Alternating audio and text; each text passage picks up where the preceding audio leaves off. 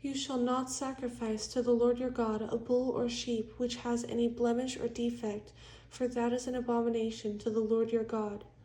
If there is found among you within any of your gates, which the Lord your God gives you, a man or a woman who has been wicked in the sight of the Lord your God, in transgressing his covenant, who has gone and served other gods and worshipped them, either the sun or moon, or any of the host of heaven, which I have not commanded, and it is told you, and you hear of it, then you shall inquire diligently. And if it is indeed true and certain that such an abomination has been committed in Israel, then you shall bring out to your gates that man or woman who has committed that wicked thing, and shall stone to death that man or woman with stones. Whoever is deserving of death shall be put to death on the testimony of 2 or 3 witnesses. He shall not be put to death on the testimony of 1 witness. The hands of the witnesses shall be the first against him, to put him to death, and afterward the hands of all the people. So you shall put away the evil from among you. If a matter arises which is too hard for you to judge, between degrees of guilt for bloodshed, between one judgment or another, or between one punishment or another, matters of controversy within your gates, then you shall arise and go up to the place which the Lord your God chooses. And you shall come to the priests, the Levites, and to the judge there in those days, and inquire of them. They shall pronounce upon you the sentence of judgment.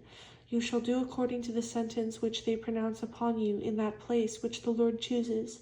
And you shall be careful to do according to all that they order you, according to the sentence of the law in which they instruct you, according to the judgment which they tell you, you shall do. You shall not turn aside to the right hand or to the left from the sentence which they pronounce upon you. Now the man who acts presumptuously and will not heed the priest who stands to minister there before the Lord your God, or the judge, that man shall die. So you shall put away the evil from Israel, and all the people shall hear and fear, and no longer act presumptuously.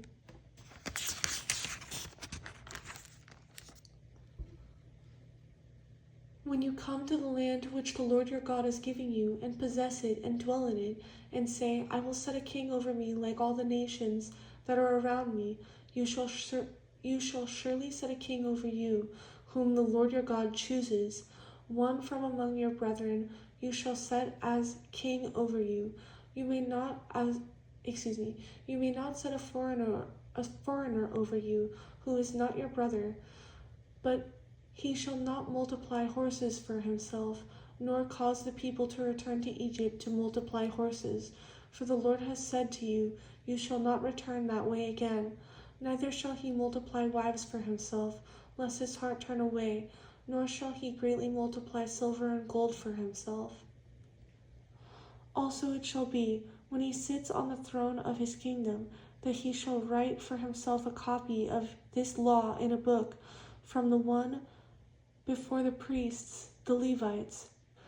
And it shall be with him, and he shall read it all the days of his life, that he may learn to fear the Lord his God, and be careful to observe all the words of this law and these statutes, that his heart may not be lifted above his brethren, that he may not turn aside from the commandment to the right hand or to the left, and that he may prolong his days in his kingdom, he and his children, in the midst of Israel.